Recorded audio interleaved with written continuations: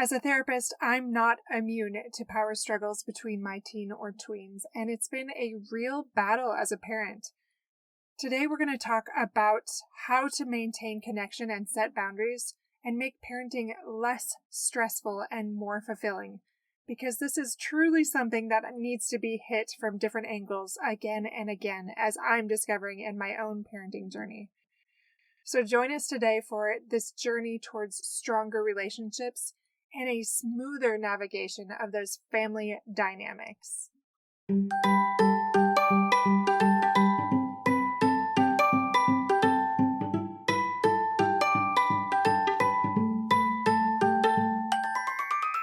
Hey parents, welcome to Fulfillment Therapy. Do you want to raise your kids better and have a stronger marriage?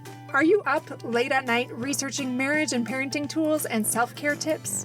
Do you start each day hoping for deeper connections and less chaos, but it ends with family arguments and going 12 different directions again? My name's Kendra, wife, mom, therapist, and growth enthusiast.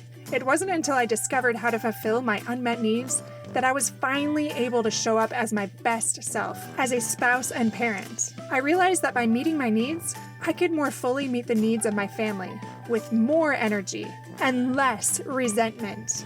In this podcast, I teach parents skills like boundary setting, prioritizing personal needs, communication, and claiming ownership. Just like my clients, you'll be shocked by the improvement in your marriage, parenting, and personal life when you focus on fulfilling your important unmet needs. Ready to prioritize yourself so you can quit mentally throat punching people? Then grab those earbuds and head outside, and let's walk and talk.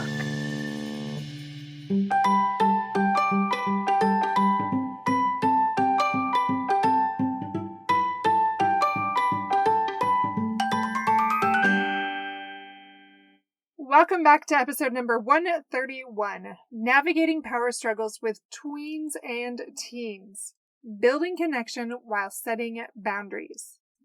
Like I mentioned in the teaser today, I have been struggling with this and I need more help all the time, it seems like, navigating those power struggles with my teens and my tweens in order to create a better bond with them.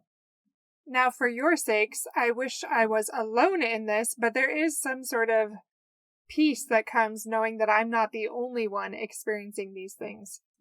As I've been talking to my clients, I recognize that this is a universal challenge at home. Now, some of you might have younger kids, but still listen up because this is coming faster than you think. I've seen these same things apply to my younger children, so you can still utilize these skills no matter what their age is.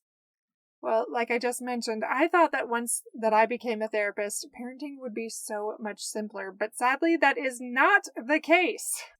I have one child in particular who has power struggles that flare up every few weeks, and I have mentioned this before. This child has always been a little harder, but I know that they were sent to me to help me be refined and remind me that there are so many personalities in this world, and they are all needed and very important. Now, that being said, power struggles suck. I apologize if you don't like that language, but that's how I feel. I hate disciplining. I hate disconnection. I hate having to be firm. It's hard to sit in that space where they dislike you and when you're upholding this boundary because of your values and beliefs and they disagree with you and they hate you for it, or it feels like they hate you and they sometimes tell you that they do. Even when I calmly explain and I feel like I'm on my A game and I'm handling it really well, it's still so hard. They say they don't understand why and they get very angry and they react and they push back and it's so difficult. It doesn't help that their brains are not fully developed and they don't have the emotional regulation. It doesn't help that they're old enough to know how to throw those barbs at you that really hurt. And it doesn't help that they want to fight with you. So they're doing everything they can to get you to respond and to react. So I have done episodes on power struggles before, like I mentioned, but if you're anything like me and my clients, I know that you need regular reminders and help from all angles because it's a regular, reoccurring challenge of parenting. And honestly, we need all the help and the reminders that we can get. Before we jump into our training today, I just want to remind you to check out fulfillmenttherapy.org. You can sign up for one-on-one coaching. You can check out all the things that are coming to Fulfillment Therapy soon. And also in the show notes, you can find all of our links to all the places, as well as a new link. The other one wasn't working as well, for a chat feature that you can send in requests for episodes that you'd like me to train on and to help you with in your personal and parenting and marriage struggles and challenges. And you can also ask any questions you have about those courses or about that one-on-one coaching before you buy anything if you're a little ambivalent. So utilize that chat feature and we will get back to you with the information that you need.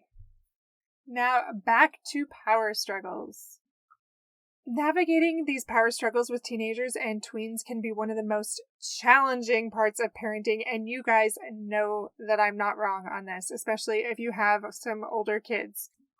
If you don't, you get a sense of that a little bit from those toddlers that are just not very great with that emotional regulation, and it just feels so exhausting. It's a similar feeling. It's just the children are older and smarter, and it's exhausting on a whole nother level. So look forward to that. As parents, it's important to find a balance between maintaining that authority as well as fostering those healthy connections with our children. But today we're going to explore strategies to successfully manage those power struggles with our children while nurturing a strong connection. Now, I did this episode because I needed to refresh these things in my own mind. I needed to go back to ground zero or square one or whatever they call it to see where I was going wrong and to reevaluate. And I'm hoping you can do the same for yourselves. Dr. Laura Markham, she's a clinical psychologist, said this: "When children push against limits, they're asking for connection and reassurance that we're still there for them, even as they try to push us away." Now, I've shared things like this before, and I know this, but hearing that again helped me have a little bit of peace, like there's something maybe I could do about it. When we recognize that power struggles often stem for a need for connection, that can shift our perspective and how we approach things with our kids. So when I was studying this yesterday, it felt like something that I could do to help the situation a little bit more that I'm currently having. And there's been one thing lately with one of our kids, and this child specifically pushes back against quite often. It's so exhausting. And this particular thing isn't something I really understand how to compromise on because it involves a deeply important value. Not just to me, but to our family. I'm purposely vague right now so I can keep this family member anonymous, but the topic isn't as important as the principle behind it. So just insert your own thing there that maybe one child or maybe several of them really push against. And it's harder and harder not to get in that debate and argue with them. This is a thing that changes the atmosphere of the home and it further disconnects you. I know it does with us. And this breaks my heart because I feel that one thing that I do really well with my kids is connect. We're very affectionate in our home and we talk regularly about almost everything. I feel like there's this good open dialogue. We really try to validate them and listen, and we have boundaries. But like all parents, our parenting has flaws too. And I feel like we're really trying, so I wish it was easier. And I know that my clients wish that as well. So what can we do? Dr. Markham's advice reminded me that these struggles stem from this desire to connect, and they want even more reassurance that we love them unconditionally, even when our desires differ from theirs. So I took this information and I went to this child actually 2 different times when we were both calm and when time had passed. I waited until there were no other distractions and when I knew that they were happy and more calm. And I just reminded them of how much I love them and that my love is not conditional. I reminded them what I love about them specifically and how I don't want to argue with them. That connection is important to me. I validated the things that they had said before so they felt heard, and I offered some compassion and understanding and even normalized that situation that we are experiencing, that I also felt that way at one time. Only then did I gently explain that there are certain things that are important to us and that are expectations in our family, and I need to protect those values. And there will come a time one day when this child will be able to decide for themselves if that is something they value or not. Again, I told them that I understood. I had very similar feelings when I was their age, and that is okay. There isn't anything wrong with that. And I made sure to keep my voice soft and keep it loving. And I ended by reiterating my love for them and letting them know that I'm open to suggestions on how we can have more peace or come to a better agreement or some sort of compromise, maybe a little bit, even though I can't change the main thing. Especially if that thing is something fair that respects both of us and that's a win for both of us. Now, when I did this the second time, they didn't say much, and I really did think in that moment that it was a flop, it was a failure. And I was discouraged, but I really just tried to not let that show, and I let go of controlling the situation, knowing that I'd at least tried. I'd come forward humbly. So after the second loving attempt, they actually ended up coming to me later, and they opened up about what they didn't like. And I saw this as a major win. It was an opening to collaborate, and it happened because I came to them with that olive branch, and I gave them those connection bids. It wasn't about me lecturing. It wasn't about me pointing the finger again. It wasn't about any of those things that would appeal to my pride. But it was simply about reconnecting and showing them that increase of love. Now, are our problems over in this regard? Absolutely not. I'm fully aware this might be a struggle until they move out, maybe even afterwards. I hope that it won't. I'm prayerful that it won't, and I am proactively doing things to prevent that from happening. So, one thing that's really important is effective communication. As I've mentioned before, communication is really key in navigating those power struggles. Dr. Dan Siegel is a famous psychiatrist, and he suggests that we validate our teens' feelings and perspectives while calmly asserting our own boundaries. Now, this is exactly what I was trying to do in that example that I shared as well. Think about your own experiences. Are you truly validating your teens' feelings and perspectives? And are you staying calm while you assert your own boundaries respectfully? When we do this, this reduces the likelihood of escalation, and even if there is that escalation, we can recognize, maybe they're not in the place to hear this right now, and I can revisit it later when the timing is better. Maybe there's other things going on, and they just need to think through it for a little while. We have to be the adult. Another thing we can do is set clear expectations. If you really want to manage these power struggles effectively, you really need to be clear and consistent in those boundaries. Dr. Ross Greene, he's a clinical psychologist. He really advocates for collaborative problem solving. And this is also something that I tried to do. That first time that I had a conversation with him, I said, I am open to your suggestions. I need to know what you think would work for you too. I can't read your mind. I don't know what would be best for you, and this is something that we can work through together if you're willing to. So when we involve them in that process of setting expectations and the consequences, we're able to empower them to take ownership of their behavior while reinforcing our authority as a parent. The next thing that's really important is compromise and flexibility. It's really important to have those firm boundaries, and also flexibility and compromise plays a role in managing those power struggles well. Dr. Shefali Tsabary is a clinical psychologist and suggested finding opportunities for negotiation and compromise. So allow teens to have a voice in that decision making while still upholding that parental authority. This promotes autonomy and independence while preserving that parent-child relationship. Again, think back to that example that I shared with you. Like, I have to be willing to compromise and be flexible, even if it's just a little bit, to make them feel like they do have some autonomy and independence. And as they're aging, that's so natural to want more of that.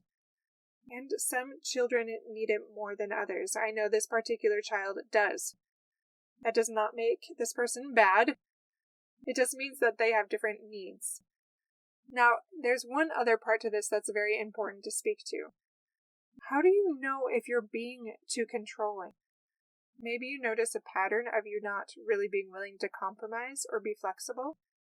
And some of my clients that are parents wonder if they're also being too controlling. And sometimes even worse than that is they don't wonder at all, and I can clearly see that this is the issue in their family dynamic, is that they are too controlling. So how do we know if that's what's happening here? One indication is, like I said, that lack of flexibility or that openness to your child's input or even their desires. If you consistently impose your will on them without considering their perspective, this might indicate there's too much control happening, and they are going to resist over time. They will resent you, even if they're not showing it right now. Like maybe they're more passive or they don't like confrontation. It will happen and it will harm your relationship. In addition to that, a reliance on fear or coercion to enforce compliance, to enforce that obedience, might suggest that you're being too controlling as well. So if you are threatening your kids more, if you're punishing them, or if you're manipulating them to be obedient, it really wears down that trust and deteriorates that trust and damages the relationship. So it's very important to have that self-awareness in parenting. So that same doctor that I can't pronounce says, the more you try to control, the more you show fear. The more you show fear, the more your child knows how to control you. Isn't that powerful? This really shows that reciprocal nature of control and that role of parental insecurity in fueling controlling behavior. It's usually like this deep unmet need or this trauma that we haven't worked through that causes us to control. And if that's you, please go get help. Another quote from Dr. Ross Greene talked about the need for flexibility and collaboration. And he said, the more inflexible you are as a parent, the more oppositional your child is likely to become. My friends, think about this. If your child is oppositional, it might not just be them. In fact, it might be more you. Are you too rigid? Are you too inflexible? It might be time to change. As a matter of fact, it is time to change. My friends, above all, prioritizing that connection with your teen or your tween is paramount. I love Dr. Brené Brown, and well, she talked about the importance of vulnerability and authenticity because those are topics she loves, and how those really help build a meaningful relationship. So when we create a safe space for open communication and when we express our love to our child and that acceptance that's unconditional, like I talked about, this is when parents can really strengthen their bond with their child. So even in the midst of those power struggles, this is possible if we do what Brené Brown recommends and show that vulnerability and that authenticity. For example, with my child, I said to them that I feel sad lately that we haven't connected as much and that relationship is very important and meaningful to me. It hurts when we're not connecting, and I want to make sure I'm doing my part to make sure that we're staying close and that I'm listening, that they know how much I love them unconditionally. I ask questions too, like, do you believe that? Do you know that that's true? Okay, I'm going to give you 6 actionable tips because I love them, my clients love them, and I'm pretty sure you love them. If you're listening to this, it probably shows that you like that as well. So number 1, practice active listening. Now, this is something I've talked to you about before, but when it comes to your tween and your teen, take the time to listen to their perspective without judgment and without interruption. Please get off your pedestal. Please stop lecturing.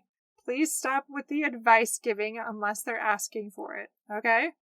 Do that, number 1. Number 2, set aside that dedicated one-on-one time. Remember when I went when this child was happy, when there had been enough space, enough time had passed. Really make sure that there is that one-on-one time. And again, not just for talking about issues, but to regularly connect and have that time together. Some of my kids, it's much harder to connect with because we don't have as much in common. Really do what you can to find that or create it. I've talked to you before about how I haven't had that with all my kids, so then I get into something with them that we haven't done before. Like I started doing tennis with my son, even though I don't play, because I wanted to do something that he liked. Number 3, model healthy conflict resolution. So demonstrate to your kids how you can have that respectful communication and problem-solving skills all the time. They're going to see that in how you interact with your spouse. They're going to see that in how you interact with other people and with each other in your family. Number 4, be consistent with consequences. Follow through on those established boundaries and the consequences consistently to maintain that trust and credibility. It's hard when they are mad at us, when they're angry, when they have such good debating points and you feel uncertain, but stick to it, and maybe at a later date you can re-evaluate it together or with your spouse and see, okay, is this working for everybody? Is this still what we think is best? But don't change that in the moment because they're pushing back. It's very natural to push back for teens and for tweens, but that doesn't mean you shouldn't maintain that boundary. Number 5, normalize the human experience and recognize we all have weaknesses. You can own them, and your child will very much appreciate that. And then have self-compassion for you as you're going through these things, and have compassion for them. Being a parent is such hard work. Recognize that and know that it's okay. You do not have to be 100% on your A game all the time. All you have to do is own your mistakes and share with them that you're learning too, and they will have patience and love for you as you do that. The last one is one I'm trying to remember all the time, and I don't think we can hit this point enough. Point out the good. When your kids know that you see the good in them and they are not just irritations or messing up the things that they're supposed to be doing, which they largely do. Largely, they don't clean their room. They don't pick up after them. They don't put their dishes in the sink. They don't turn off the lights. This is part of their development and it is normal, even though we're going to keep reminding them. Just remember to not harp on them so much in these areas that you forget to point out all the good things more than you are harping on them. In conclusion, I just want to say this. Navigating those power struggles with our teens and tweens really does require patience and empathy and a commitment to maintaining that strong connection. But when we understand those dynamics that I've talked about today and communicate effectively, as well as set those clear expectations and have that compromise and flexibility, then you'll be able to navigate these challenges while strengthening that relationship with your children. With some dedication and perseverance that we all need to have, those power struggles can become opportunities for growth and connection instead of that conflict and that tension. And I know that is what we are all seeking for.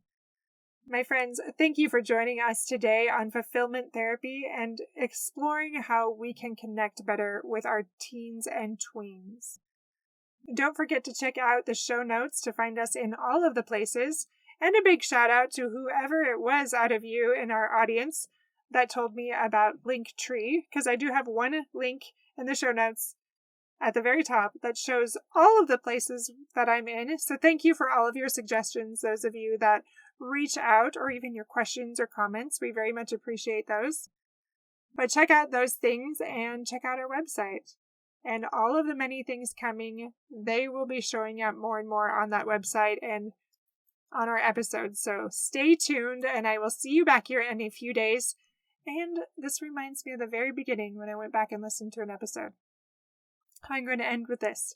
Shine boldly and shine brightly. Remember, we were made to shine.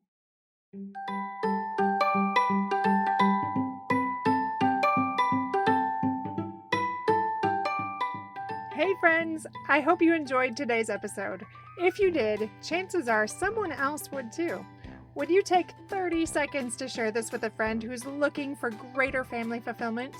And while you're sharing, tell me what you think about the show by leaving a review on Apple Podcasts. It refuels me when I hear this podcast is helping you, no matter what your house or your hair looks like. I'll meet you back here every Monday and Thursday morning for more episodes. Until then.